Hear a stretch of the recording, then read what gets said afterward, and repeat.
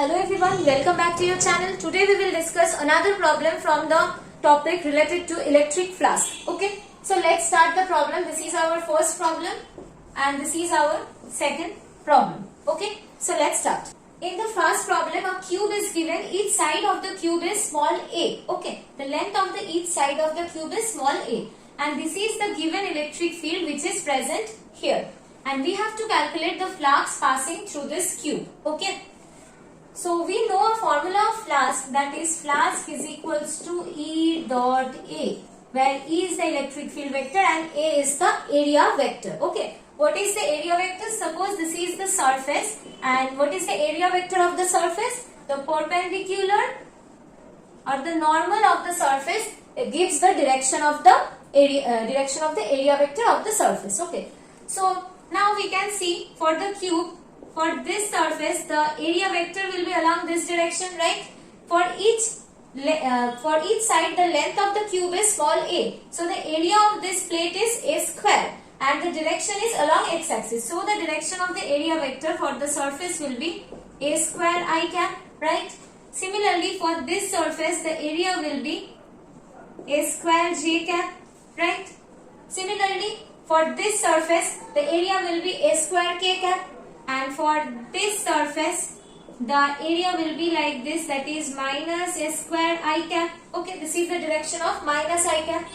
Similarly, we will get the area vector of all the surfaces of the cube. Okay, and this is the electric field vector. Now we will calculate the total flux through the cube. Phi c means we have to calculate the flux through the entire cube. So phi c is equals to E dot A. Now for this surface, the surface number 1, we are calculating this. So for the first surface, phi 1, second surface phi 2, third surface phi 3, fourth phi 4, this phi 5 and this phi 6. We have to calculate for the each phases and then we will add this to get the flux through the entire cube. Okay. So here to the first surface, the flux, this is the area vector, this is the E vector. So we will do a square I cap dot is a I cap. This is not a square, the electric field is a I cap and the area is a square I cap. So the area is a square I cap. This is for the first surface. Now we are taking this surface as the second surface. So the value will be a I cap dot minus a square I cap. This is for the second surface. And for other all surfaces, the direction of the area vector will be either j cap or k cap. We all know the rule of the dot product, that I cap dot I cap is equals to 1 and I cap dot j cap is equals to 0 and I cap dot k cap is also equals to 0. We know these rules of dot products from the chapter vector. We have learned this in class 11, right? So for this surface 1 and surface 2, the dot product is among a I cap dot I cap and I cap dot minus I cap. But for the other four faces, the direction of the area vector is either along j cap or minus j cap or k cap or minus k cap. So for all these surfaces, all these four surfaces, we will get I cap dot j cap, I cap dot minus j cap, I cap dot k cap, I cap dot minus k cap. So these term will be 0. So for other surfaces, we will get flux 0. Okay. Only this surface and this surface will give a number to us. Okay. So a into a square. So this will be a cube. I cap dot I cap is equals to 1 and a minus a square. So this will be minus a cube. I cap dot I cap is equals to 1. A cube minus a cube will give us the value 0. So the flux passing through the cube for this problem, for this electric field, the flux is equals to 0. I hope this is clear to you. If you have any doubt, then please go backward and see the video again. I think you will get this. Okay. Now we will move to the second problem. What is the difference between the first problem and second problem?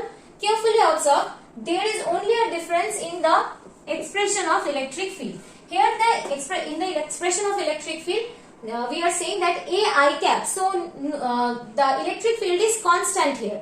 But in this expression, we can see the electric field is not constant. This is Ax I cap. Ax is the variable which is present in the expression of the electric field. This is the only difference between these two problems. But due to this small difference, the problem will be completely changed. Okay. So, what is the change?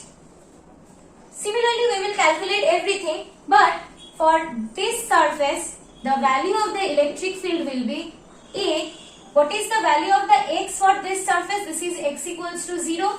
And for this surface, the value of the x will be x equals to A, because the length along x-axis is A, along y-axis is A, and along z-axis is also A for the cube. So, for this plane, plane number 2, the value of the x is 0, and for this plane, the plane number 1, the value of x is equals to A. So, for the plane number 2, the electric field will be A into 0 I cap. So, E2 will be 0.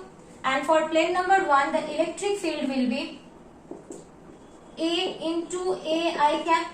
We should give a vector sign here because this is a vector quantity. So, this will be the value. A dot A means A square I cap. So, then now the value of the electric field vector is different for these two surfaces, as a variable is present in the electric field. So, the value of the electric field is different for different surfaces. But here the value of the electric field is constant. So, for each surfaces the value of the electric field was same. This is the main difference between these two problems. Okay. So, now we know for all other four phases the value of the flux will be 0. As we have done in the previous problem, the direction of the area vector is along I cap for this surface. For this surface, it will be along minus I cap, and for other all surfaces, the direction of the area vector is along j cap or minus j cap or k cap or minus k cap.